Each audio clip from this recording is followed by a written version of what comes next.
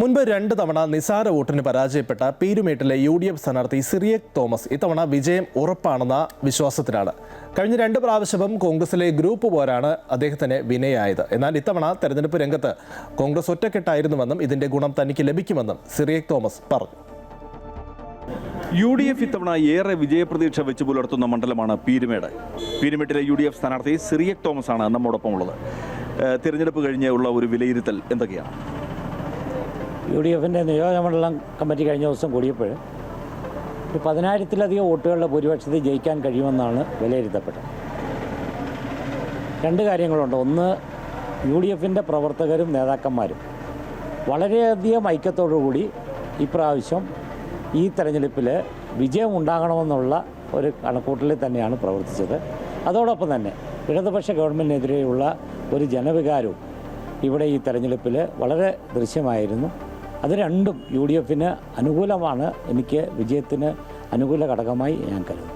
ഈ കഴിഞ്ഞ 2 തവണ മത്സരിക്കുമ്പോഴും ഒരു കയ്യെത്തും ദൂരത്തു നിന്നാണ് വിജയം നഷ്ടമായത്. ചെറിയ നിസ്സാര വോട്ടുകൾക്കാണ് പരാജയപ്പെട്ടത്. ഇത്തവണ അനുകൂലമായി മാറുന്ന ഘടകങ്ങൾ എന്തൊക്കെയാണ്? തീർച്ചയായിട്ടും കഴിഞ്ഞ 2 പ്രാവശ്യവും ഒരു ഇടതുപക്ഷ ട്രെൻഡ് നിലനിൽക്കുന്ന ഒരു സാഹചര്യമായി. എങ്കിലും കടുത്ത മത്സരം കാഴ്ചവെക്കാനായിട്ട് സാധിച്ചു. കഴിഞ്ഞ പ്രാവശ്യത്തെക്കാളും കൂടുതൽ ഞാൻ മുമ്പ് സൂചിപ്പിച്ച പോലെ UDFിൽ ഒരു ഐക്യവും ഒരു പ്രവർത്തനത്തിൽ ഒരു വളരെ മികച്ച ഒരു പ്രവർത്തന ശൈലിയും ഉണ്ടായിരുന്നു. ഇപ്രാവശ്യം അത് എല്ലാ പഞ്ചായത്തിലും പ്രതിഫലിച്ചു. എല്ലാ പഞ്ചായത്തിലും നമുക്ക് ലീഡ് കിട്ടുമെന്നാണ് പ്രതീക്ഷിക്കുന്നത്. വണ്ടിപ്പെരിയാർ കഴിഞ്ഞ പ്രാവശ്യം വളരെ പുറകെ പോയതാണ്. ഇപ്രാവശ്യം വണ്ടിപ്പെരിയാർ ഒപ്പത്തിനൊപ്പമോ അല്ലെങ്കിൽ UDFിന് ഒരു നേരിയ മുൻതൂക്കം കിട്ടാനുള്ള സാധ്യതയാണ് വിലയിരുത്തപ്പെടുന്നത്. ഈ കഴിഞ്ഞ 2 തവണ മത്സരിച്ചപ്പോഴും ഇപ്പോൾ സൂചിപ്പിച്ചതുപോലെ തന്നെ UDFിനുള്ളിൽ ചില പ്രശ്നങ്ങളുണ്ടായിരുന്നു, പ്രത്യേകിച്ച് കോൺഗ്രസിനുള്ളിൽ ചില പ്രശ്നങ്ങളുണ്ടായിരുന്നു. തോൽവിക്ക് ഒരു പക്ഷേ ഒരു ഘടകമായി തീർന്നത് തന്നെയാണ്. ഇത്തവണ അത്തരം ഒരു പ്രശ്നങ്ങളില്ല, പൂർണ്ണമായും ഒറ്റക്കെട്ടായും മുന്നേറാൻ കഴിഞ്ഞു എന്ന് തന്നെയാണ് വിശ്വസിക്കുന്നത്. തീർച്ചയായിട്ടും ഇപ്രാവശ്യം ഞങ്ങൾക്ക് എല്ലാ തലങ്ങളിലും നല്ല ഏകോപനവും മികച്ച ഇലക്ഷൻ മാനേജ്മെൻറ്റും ഉണ്ടായിരുന്നു. എല്ലാ പ്രവർത്തകരും ജയിക്കണമെന്നുള്ള വലിയ ഒരു ലക്ഷ്യത്തോടുകൂടിയാണ് ഇപ്രാവശ്യം പ്രവർത്തിച്ചത്. അത് തീർച്ചയായും ഈ തെരഞ്ഞെടുപ്പിന് വലിയ ഗുണം ചെയ്യും. ഈ പീരുമേട്ടിലെ തെരഞ്ഞെടുപ്പിൽ എല്ലാ കാലത്തും ഒരു 20-25 വർഷമെങ്കിലുമായി പ്രധാന പ്രചരണ വിഷയം തോട്ടമേഖലയിലെ പ്രതിസന്ധി തന്നെയാണ്. എങ്ങനെയാണ് ഈ പ്രതിസന്ധിയെ കാണുന്നത്? തോട്ടമേഖലയിലെ പ്രതിസന്ധി ഇപ്പോഴും പരിഹരിക്കപ്പെട്ടിട്ടില്ല എന്നുള്ളത് തന്നെയല്ല, അത് വളരെ രൂക്ഷമായിട്ട് നിൽക്കുന്ന ഇതാണ്. തൊഴിലാളികളുടെ ജീവിത രീതിയൊക്കെ വളരെ മോശകരമായി തുടരുന്നു. തോട്ടം പ്രതിസന്ധിയുടെ പേരിൽ പലപ്പോഴും മാനേജ്മെൻറ്റ് തൊഴിലാളികൾക്ക് ലഭിക്കേണ്ട പല ആനുകൂല്യങ്ങളും നിഷേധിക്കുന്ന ഒരു സാഹചര്യമുണ്ട്. ഇതിനൊക്കെ ഒരു പരിഹാരത്തിനായിട്ട് ശ്രമിക്കുകയോ അല്ലെങ്കിൽ ഒരു സർക്കാരിൻ്റെ ഭാഗത്തു നിന്നൊരു ഇടപെടലുണ്ടായില്ല എന്നുള്ളത് വലിയൊരു വിമർശനം ഈ പീരുമേട്ടിൽ നിലനിൽക്കുകയാണ്. സംസ്ഥാന സർക്കാരോ